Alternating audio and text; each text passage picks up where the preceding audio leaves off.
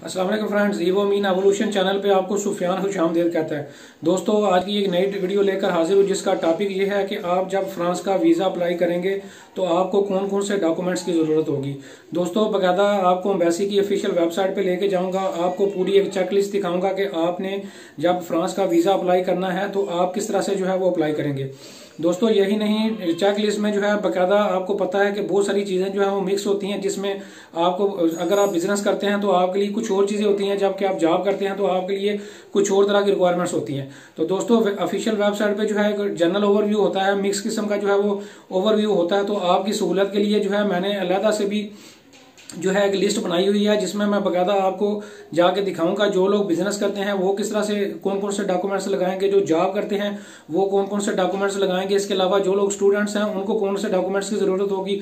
नहीं, यही नहीं दोस्तों, ऐसे लोग जो जिनको बाहर से फ्रांस से जो है इन्विटेशन या स्पॉन्सर आएगा, वो जो बंदा उसको इन्वाइट करेगा वो कौन कौन से डॉक्यूमेंट्स लगाएगा, उनकी भी डिटेल जो है इसी वीडियो में आपको बताने जा रहा हूँ।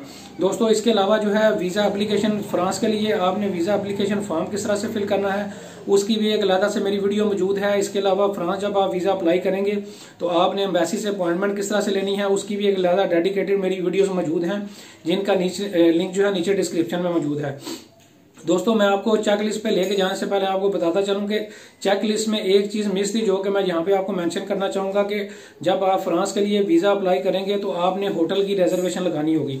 अगर आप किसी इनविटेशन या स्पॉन्सर पे जा रहे हैं और आप फ्रांस में किसी बंदे के घर पे रहेंगे तो फिर आपने घर का एड्रेस देना होगा। तो दोनों में से कोई भी आप एक चीज दे सकते हैं, या होटल की आप रिजर्वेशन देंगे या फिर जो है आप जिस बंदे के पास जा रहे हैं उसके घर पे रहेंगे तो उसका एड्रेस देंगे। दोनों में से कोई भी आप एक चीज लगाएंगे, और बाकी क्या क्या चीजें जरूरत होगी वो आपको मैं अपनी वीडियो में जो है वो बताने जा रहा हूँ। तो आइए चलते हैं लैपटॉप की स्क्रीन पे, ताकि आपको जो है वो मैं पूरा डिटेल समझा सकूँ। हाँ जी दोस्तों, तो हम लैपटॉप की स्क्रीन पे आ चुके हैं। तो जो ही दोस्तों आप गूगल करेंगे कि फ्रांस की वीज़ा एप्लीकेशन के लिए आपको कौन कौन से डॉक्यूमेंट्स की ज़रूरत होगी, तो कुछ इस तरह से इंटरफेस जो है आपके सामने जो है वो ओपन होगा। तो मैं इसका लिंक भी डिस्क्रिप्शन में दे दूंगा, आप डिस्क्रिप्शन से भी जो है इसको डायरेक्ट भी एक्सेस जाकर कर सकते हैं। तो सबसे पहले जो है ये आपसे पूछ रहा है कि आपने बेसिकली ये आपकी जो भी आप यहाँ पे अपना जो प्रोफाइल क्रिएट करेंगे या जो अपनी डिटेल देंगे उसके मुताबिक आपको ये बताएगा कि आपको कौन कौन से डॉक्यूमेंट्स की ज़रूरत है। तो सबसे पहले जो है वो नेशनैलिटी पे जो है वो क्लिक करेंगे। नेशनैलिटी पे जो है आपने यहाँ पे, चूँकि मैं पाकिस्तान से जो है अप्लाई कर रहा हूँ तो पाकिस्तान क्लिक करूँगा। आप जिस भी कंट्री से अप्लाई कर रहे हैं यहाँ पे जो है आपने अपनी नेशनैलिटी देनी होगी, यहाँ पे आपने अपनी एज बतानी होगी है, यानी फ्रेंच आपका कोई फ्रेंच पार्टनर है, यानी कि मिसाल के तौर पर के जो है फ्रांस में जो है आपकी बीवी या आपका हस्बैंड रहता है, यानी इसका मतलब ये है कोई पार्टनर आपका लाइफ पार्टनर ऐसा है जो कि फ्रांस में रहता है, तो आपने यहाँ पे यस पे क्लिक करना होगा, वरना इसको जो है नो पे ही आप रहने देंगे। अच्छा दोस्तों, आप जो है यहाँ से आपसे पूछ रहा है कि आप जो है किसी are you joining or travelling with the family member from an European country excluding France, यानी कि ये आपसे कह रहा है कि आप जो फ्रांस जा रहे हैं आपके साथ जो है कोई और ऐसा फैमिली मेंबर या कोई जो है या फ्रेंड या फैमिली मेंबर कोई ऐसा बंदा जो है आपको ज्वाइन करेगा या आप उसको ज्वाइन करेंगे जो कि किसी भी यूरोपियन कंट्री का सिटीजन है, यूरोपियन यूनियन या ईयू लिखा हुआ है। तो अगर आप जो है किसी ऐसे बंदे के पास जा रहे हैं जो कि आपको कोई इनवाइट कर रहा है, इनविटेशन भेज रहा है या स्पॉन्सर भेज रहा है और वो फ्रांस में मौजूद है और या किसी और कंट्री में मौजूद है, तो फिर जो है आप यस पे क्लिक करेंगे, तो वरना आप नो पे ही रहने देते। तो यहाँ पे जो है हम चलें ये कह देते हैं कि हम जो है यस कर देते हैं, ताकि जो ऐसे लोग जो कि इनविटेशन पे जा रहे हैं, स्पॉन्सर पे जा रहे हैं फ्रांस कोई ऐसा बंदा जो उनको फ्रांस से इनविटेशन या स्पॉन्सर भेज रहा है, तो हम जो है यस पे यहाँ पे क्लिक कर देते हैं। तो सारी ताकि जो है आपको उसका भी तरीकाकार जो है पता चल सके। आगे आपसे पूछ रहा है place of resident submission of application, कि आपने जो है एप्लीकेशन किस जगह से, कौन से कंट्री से जो है वो अप्लाई करेंगे और आप किस जगह पे रहते हैं, ये आपने अपने कंट्री का यहाँ पे नाम देना होगा। इसके अलावा जो है आगे आपसे पूछ रहा है कि आपको कौन सा वीज़ा चाहिए। ये शॉर्ट वीज़ा जो है 90 डेज़ के लिए, जो कि 90 डेज़ का होता है, 3 मंथ का होता है। तो अगर आपको ये चाहिए तो ये अप्लाई करेंगे। लॉन्ग टर्म जो है 90 डेज से ज़्यादा है, और अगर आपको एयरपोर्ट ट्रांसिट चाहिए तो इस पर आप क्लिक करेंगे। तो चूँकि हम जो है विजिट के लिए अप्लाई कर रहे हैं या शॉर्ट टर्म वीज़ा के लिए अप्लाई कर रहे हैं, तो हम जो है यहाँ पे जो है 90 डेज जो है यहाँ पे ऑप्शन क्लिक कर लेते हैं। अच्छा, अब आप मेरे से पूछ रहा है कि मेन डेस्टिनेशन ऑफ स्टे, कि आपका मेन डेस्टिनेशन कौन सा स्टे का, जहाँ पे जो है आप जाएंगे। तो चूंकि हम फ्रांस के लिए अप्लाई कर रहे हैं तो हम पहली वाली ऑप्शन पे जो है जाके क्लिक करेंगे। बाकी इन ऑप्शन में से अगर आप जो है किसी फ्रांस के अलावा किसी और कंट्री में, किसी और डेस्टिनेशन में जाना चाह रहे हैं जो नीचे दिखे हुए हैं, तो उनमें आप क्लिक करेंगे। वरना आप चूंकि हम फ्रांस के लिए अप्लाई कर रहे हैं तो फ्रांस वाली ऑप्शन पे ही जो है हम जो है यहाँ पे क्लिक करेंगे। अच्छा, आगे आपसे पूछ रहा है are you are a travelling document, के आपके पास अथॉरिटी यानी कि आपके पास जो ट्रैवलिंग डॉक्यूमेंट यानी कि पासपोर्ट है वो कहाँ से इशू हुआ है। तो चूंकि मेरा पासपोर्ट पाकिस्तान से इशू हुआ है तो मैं जो है नेशनलिटी भी मेरे पास पाकिस्तान की है, तो मैं यहाँ पे पाकिस्तान क्लिक करूंगा। आगे आपसे ट्रैवलिंग डॉक्यूमेंट्स पूछ रहा है कि आपके पास आम पासपोर्ट है, डिप्लोमेटिक पासपोर्ट है या ऑफिशियल पासपोर्ट है। तो दोस्तों 99% लोगों के पास आम पासपोर्ट होता है, ऑर्डिनरी पासपोर्ट होता है। तो आप इस वाली ऑप्शन पर क्लिक करेंगे। और अगर आप सरकारी जॉब करते हैं, गवर्नमेंट एम्प्लॉई हैं और आपके पास गवर्नमेंट का पासपोर्ट है, ऑफिशियल पासपोर्ट है, तो फिर आप इस वाली ऑप्शन पर क्लिक करेंगे। तो मेरे पास चूंकि आम पासपोर्ट है तो हम यहाँ पे क्लिक करके जो है इसको चेक करेंगे। तो यहाँ पे जो है आपने अपना प्रोजेक्ट भी जो है वो लिखना होगा। प्रोजेक्ट में जो है फ्रेंड एंड फैमिली मेंबर को अगर आप के पास जा रहे हैं तो इस वाली ऑप्शन पे क्लिक करेंगे। अगर आप सिर्फ टूरिज्म के लिए जा रहे हैं तो टूरिज्म वर्क के लिए जा रहे हैं, जो भी आपका फैमिली या प्राइवेट विजिट होगा इस पे क्लिक करेंगे। तो चले हम ये क्लिक कर देते हैं।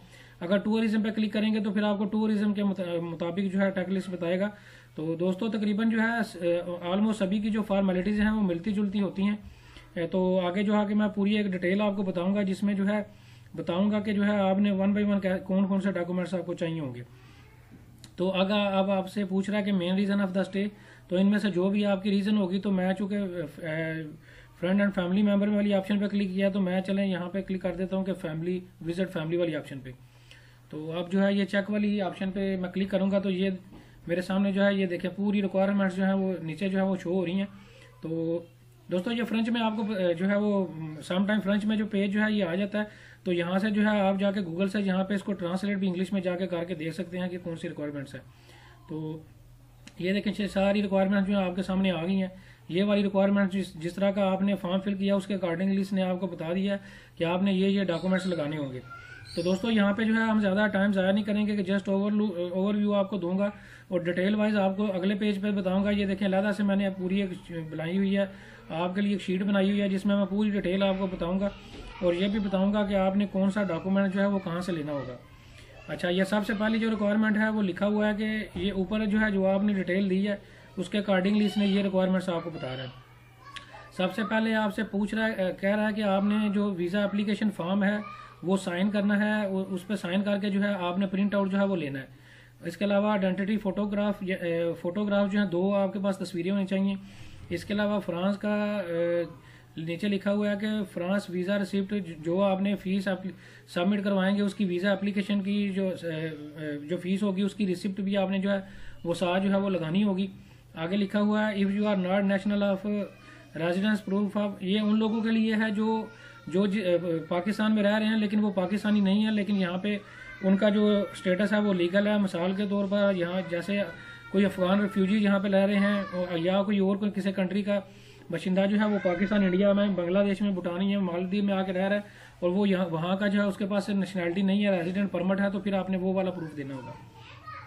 तो जिन लोगों के पास शहरियत है, आईडी कार्ड उस मुल्क का बना हुआ है, तो वो ये प्रूफ जो है वो ये जो है डॉक्यूमेंट्स नहीं देंगे।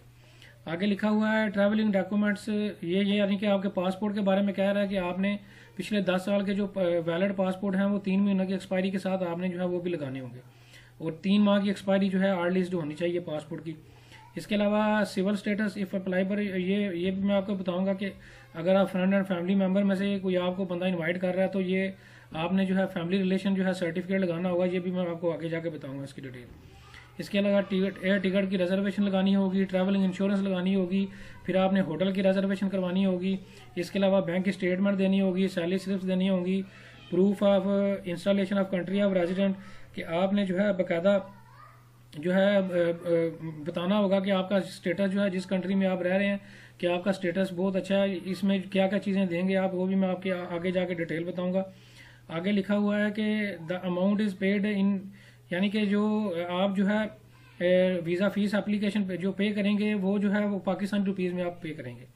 तो दोस्तों ये एक ओवरव्यू था, मैं आपको पूरी डिटेल दे रहा हूँ अलग से शीट में। अच्छा, सबसे पहले जो है दोस्तों आ जाते हैं, ये देखें लिखा हुआ है France documents submitted by all applicant. ये जो डॉक्यूमेंट्स हैं दोस्तों 1 से लेके जो ये 14 डॉक्यूमेंट्स हैं ये हर बंदा चाहे वो जॉब करता है, चाहे वो बिजनेस करता है, चाहे वो स्टूडेंट है, जो भी है वो ये सारे वाले जो पहली चेक लिस्ट है 14 डॉक्यूमेंट्स की, ये वो लगाएगा। अच्छा, इनमें सबसे पहले जो है लिखा हुआ है वीज़ा एप्लीकेशन फॉर्म। ये दोस्तों ऑनलाइन एक वीज़ा एप्लीकेशन फॉर्म आपने जो है वो फिल करना होता है फ्रांस जब आपने अप्लाई करना होता है। ये किस तरह से फिल करते हैं इसकी भी एक अलग से मेरी डेडिकेटेड वीडियो मौजूद है। पूरा जो है मैंने तरीकाकार बताया हुआ है, लैपटॉप की स्क्रीन पे ए से लेकर जेड तक पूरा फॉर्म मैंने फिल करके दिखाया हुआ है। तो ये वीडियो जो है आप मेरी देख सकते हैं कि ये फॉर्म किस तरह से फिल करना है।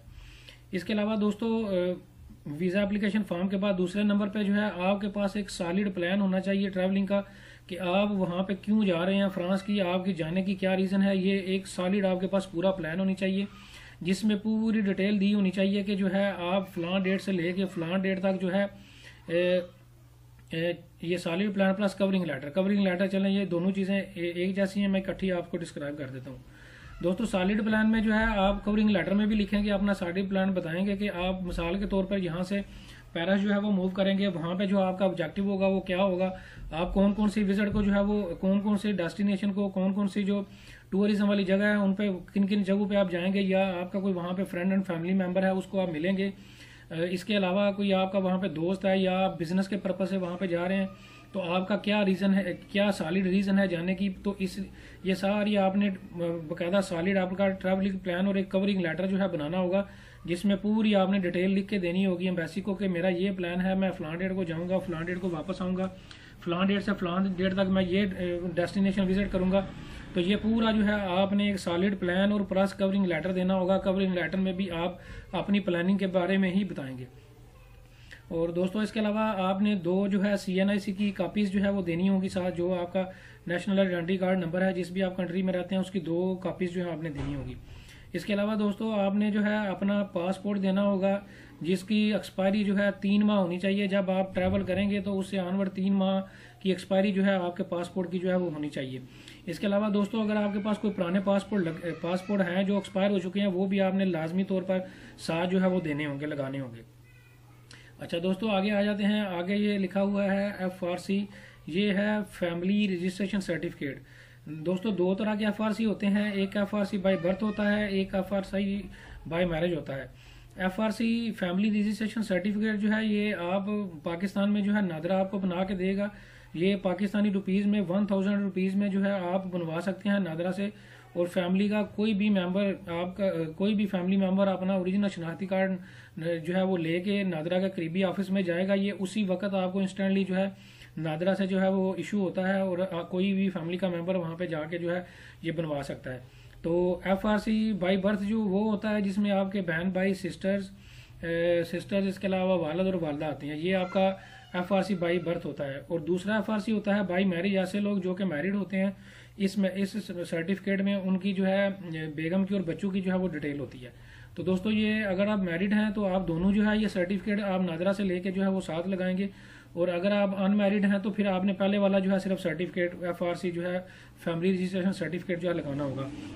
दोस्तों एक और भी चीज़ यहाँ पे बताता चलूँ FRC में, अगर आपको कोई ऐसा फ्रेंड एंड फैमिली मेंबर बुला रहा है जिसके साथ आपका डायरेक्ट फैमिली रिलेशन है, तो इस FRC से जो है फैमिली रजिस्ट्रेशन सर्टिफिकेट से जो कि नादरा बना के देगा, इससे बाकायदा आपने प्रूव करना होगा उस रिलेशन को कि ये वाकई ही मेरा बहन या भाई है। उस जो रिकॉर्ड है नादरा का रिकॉर्ड है उसके मुताबिक जो है आपका रिश्ता एस्टेब्लिश होना चाहिए।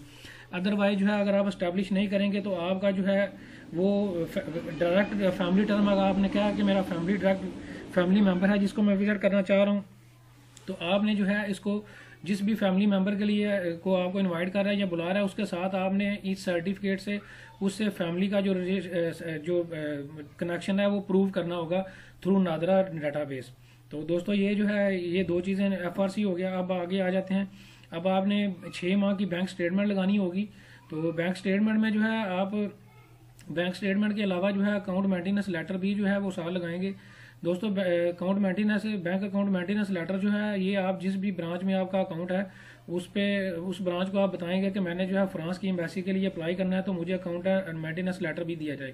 तो वो एक आपको लेटर बना के देंगे जिसपे आपके अकाउंट की डिटेल होगी, आपका नाम ये है, आप फलां डेट से लेके आज की डेट तक जो है आपका अकाउंट उनके पास चल रहा है, आपका CNIC नंबर ये है। तो उस पर दोनों चीज़ों पे आपने बैंक स्टेटमेंट पे और बैंक सर्टिफिकेट लेटर पे जो है दोनों पे बैंक के मैनेजर की जो है स्टैन और स्टम्प जो है वो भी साथ जो है वो करवाने होंगे। दोस्तों आगे चलते हैं। आगे जो है आपने एयर टिकट अगर लेनी होगी, जैसा कि आप ब्रैकेट में देख सकते हैं लिखा हुआ है टेम्परेरी रिजर्वेशन। दोस्तों ये जो एयर टिकट होगी ये आपने परचेज हरगिज़ नहीं करनी, ये आपने एक टेम्परेरी एयर टिकट रिजर्वेशन करवानी है, जो कि आप किसी भी टूर ऑपरेटर के पास जाएंगे और उससे कहेंगे जी मुझे एक टेम्परेरी एयर टिकट रिजर्वेशन चाहिए क्योंकि मैंने फ्रांस का वीज़ा जो है वो अप्लाई करना है। तो जिस भी डेट को आपने ट्रैवल करना होगा और जिस भी डेट को आपने वापस होना होगा वो सेम डेट की जो है आपने एक टेम्परेरी रिजर्वेशन करवानी होगी। ये आपको किसी भी ट्रैवल एजेंट या टूर ऑपरेटर से फ्री मिल जाएगी या बहुत नॉमिनल से चार्जेस 100 या 200 रुपीज़ जो है वो पे करके जो है आप ये ले सकते हैं। तो ये आपके पासपोर्ट के अकॉर्डिंगली ये बनेगी। अच्छा आगे जो है अपॉइंटमेंट स्लिप। दोस्तों जब आप अपॉइंटमेंट जो है वो बुक करवाएंगे फ्रांस का वीज़ा अप्लाई करने के लिए, उसका भी तरीकाकार मैं आपको बताऊंगा और उसकी भी अलग से एक वीडियो मेरी मौजूद है, उसमें आप देख सकते हैं कि अपॉइंटमेंट किस तरह से बुक करनी है। तो जब वो आपकी अपॉइंटमेंट कंफर्म हो जाएगी तो आपको एक ईमेल आएगी, उसका ईमेल का जो है प्रिंट आउट भी जो है आप साथ लेके या अपना जो भी आपको अपॉइंटमेंट नंबर मिला होगा वो आपने साथ जो है वो लेके जाना होगा, अदरवाइज जो है वो आपकी एप्लीकेशन सबमिशन नहीं होगा। अच्छा दोस्तों आगे चलते हैं। Travelling insurance. दोस्तों जो जब भी आप जो है किसी भी फ्रांस का या किसी और शेंगन कंट्री का वीज़ा अप्लाई करते हैं तो आपको एक ट्रैवलिंग इंश्योरेंस चाहिए होती है जो कि 30,000 यूरो की जो है जिसकी जो है वो कवरेज होती है आपकी किसी भी किस्म के जो है, अगर आपकी वहाँ पे कोई इशू होता है तो उसके रिगार्डिंगली जो है आपकी हेल्थ इंश्योरेंस होती है जो आपने लगानी होती है। तो ये पाकिस्तानी रुपीज़ में आपको 25 से लेकर 3,000 रुपये में जो है किसी भी ट्रैवल एजेंट या टूर ऑपरेटर से जो है वो मिल जाती है। तो ये भी ट्रैवल इंश्योरेंस जो है आपकी सेम उसी ड्यूरेशन की होनी चाहिए जिस ड्यूरेशन को आप ट्रैवल कर रहे होंगे। अच्छा आगे जो है लिखा हुआ है कि पुराने पासपोर्ट जितने भी हैं आपके पास मौजूद हैं उन पे अगर कोई वीज़ा लगा हुआ है, कोई आपके पास इमिग्रेशन की इन आउट की स्टंप लगी हुई है, उनकी फोटो कापीज भी जो है वो आपने साथ लगानी होगी। तो 2 पिक्चर्स भी आपको चाहिए होंगी, ऑलरेडी भी जो है वो मैं शायद अगर डिफाइन किया या नहीं चलें, बहरहाल 2 पिक्चर्स भी आपने जो है हार्ड कापी जो है वो भी जो है साथ सबमिट करवानी होगी, 2 तस्वीरें। अच्छा दोस्तों आगे आ जाते हैं। आगे जो है ऐसे लोग जो बिजनेस करते हैं या जॉब करते हैं तो उन्होंने जो है FBR की जो है टैक्स रिटर्न अपने पिछली 2 सालों की जो है वो सबमिशन करवानी होगी एम्बेसी को। और अगर आप टैक्स पे नहीं कर रहे और आपके पास टैक्स अजम्पशन की जो है, अगर आप अजम्प्टेड हैं टैक्स से, आप टैक्स क्यों नहीं दे रहे और आप उसे अजम्प्टेड हैं तो आपने जो है उसका बकायदा प्रूफ देना होगा कि आप क्यों टैक्स पे नहीं कर रहे और आपने इसका जो है प्रूफ देना होगा। और ऐसे लोग जो है टैक्स रिटर्न लगाने के साथ साथ ऐसे लोग जो जॉब करते हैं अगर उनके पास टैक्स रिटर्न्स नहीं है और अगर उनकी सैलरी स्लिप पे जो है बकायदा टैक्स की डिडक्शन हो रही है और ऊपर मेंशन है कि आपका इतना टैक्स डिडक्ट हो रहा है, तो उनको अगर वो टैक्स रिटर्न नहीं भी लगाएंगे तो कोई इशू नहीं होगा। तो बिजनेस वाले लोग जो है वो जरूर जो है वो ये लगाएंगे। अच्छा दोस्तों ये जो 13 जो डॉक्यूमेंट्स मैंने आपको बताए हैं दोस्तों, ये वो हैं जो कि हर एप्लीकेंट जो भी है वो जो है ये जो है वो सबमिट लाजमी तौर पे करवाएगा। और चौथा जो है ये जो टैक्स पेयर है वो जो है वो करेगा 14 नंबर पे जो आपको नजर आ रहा है। अब आ जाते हैं दोस्तों वो वाली रिक्वायरमेंट मैं आपको बताता हूँ जो बिजनेसमैन है, जो बिजनेस करते हैं, वो कौन सी रिक्वायरमेंट जो है वो उनके लिए कौन कौन से एडिशनल डॉक्यूमेंट्स हैं जो उन्होंने ऊपर वाले डॉक्यूमेंट्स के अलावा इनको भी लगाना होगा। दोस्तों सबसे पहले तो अगर आपका बिजनेस रजिस्टर्ड है तो अगर रजिस्टर्ड है या रजिस्टर्ड नहीं भी है तो आपका अगर बिजनेस लेटर हेड बना हुआ है या विजिटिंग कार्ड है तो उसकी आपने जो है एक जो है साल लगाना होगा, बिजनेस लेटर हेड साल लगाना होगा या विजिटिंग कार्ड जो है वो साल लगाना होगा। और अगर आपकी जो है कंपनी रजिस्टर्ड है, अगर आपने कोई कंपनी बनाई हुई है और वो रजिस्टर्ड है तो आपने उसका प्रूफ जो है कंपनी रजिस्ट्रेशन का प्रूफ जो है वो भी साथ जो है वो जो देना होगा। तो दोस्तों ये जो 2 चीज़ें हैं ये उन लोगों के लिए हैं जो बिजनेस कर रहे हैं, वो लोग जो है बिजनेस वाले लोग जो हैं ये 2 जो रिक्वायरमेंट्स हैं ये लाजमी तौर पर जो है वो पूरी करेंगे। अच्छा दोस्तों आगे आ जाते हैं नॉन पाकिस्तानी, ऐसे लोग जो कि पाकिस्तानी नहीं, नेशनल नहीं है और वो पाकिस्तान में रह रहे हैं या इंडिया में या कोई भी ऐसा बंदा जो कि जिस भी कंट्री में रह रहा है और वहाँ का वो नेशनल नहीं है और उसने जो है 3 माह का जो है वर्क परमिट की वैलिडिटी जो है उसकी जो है वो कॉपी लगानी होगी साथ। तो ये उन लोगों के लिए है जो कि नॉन पाकिस्तानी है या नॉन इंडियन है, ये उन लोगों के लिए है। जो पाकिस्तानी नेशनल है वो ये वाली रिक्वायरमेंट पूरी नहीं करेंगे।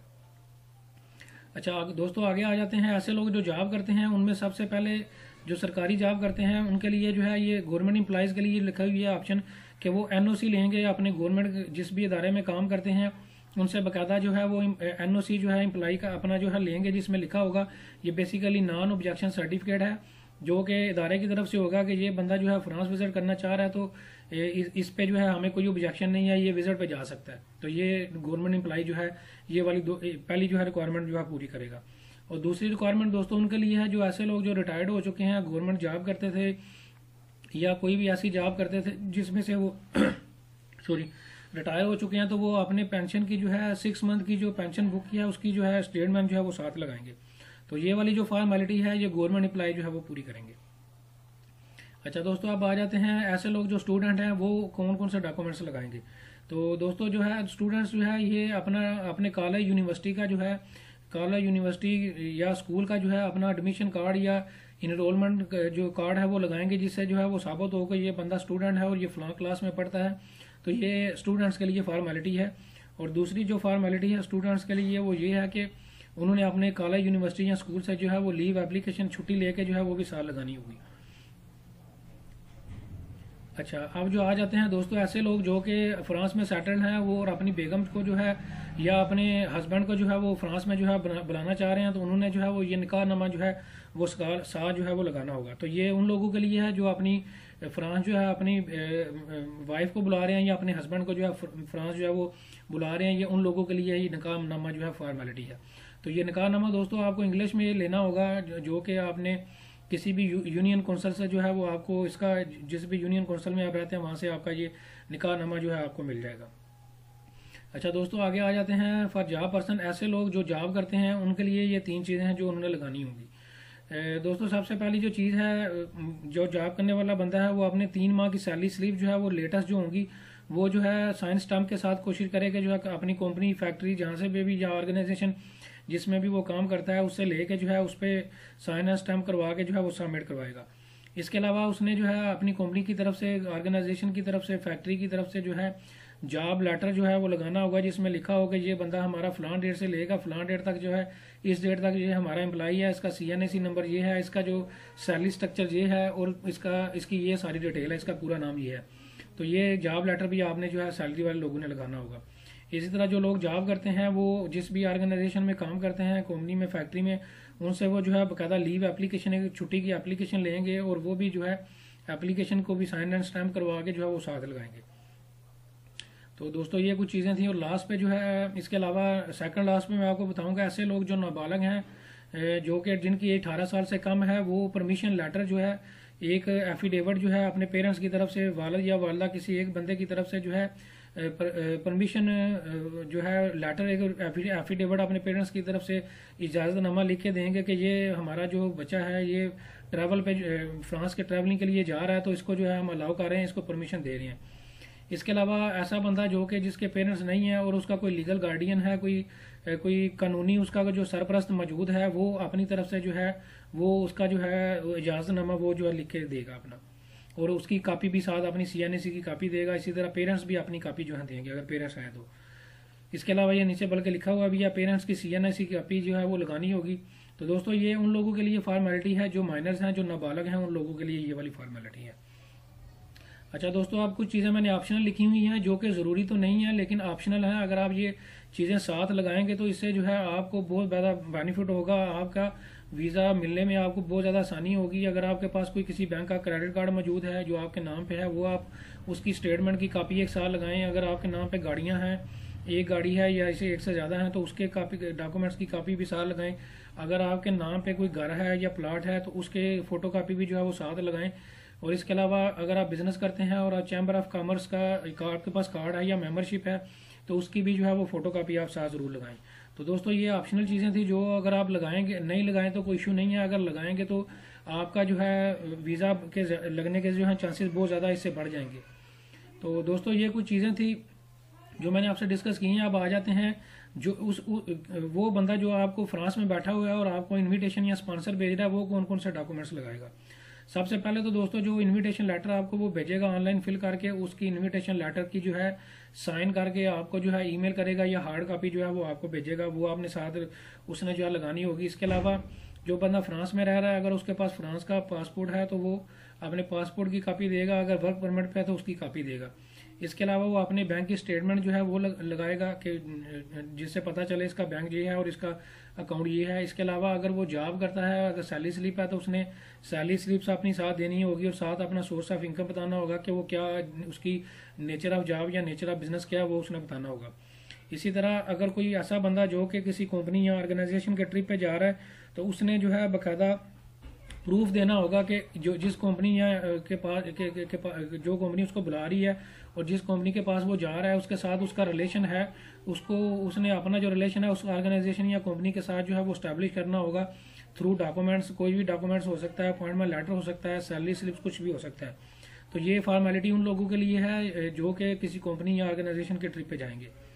तो दोस्तों उम्मीद करता हूँ आपको सारी डिटेल समझ आ गई होगी। अगर इसके बावजूद भी आपका कोई क्वेश्चन हो तो कमेंट सेक्शन में जो है आप मेरे से पूछ सकते हैं। Thank you very much.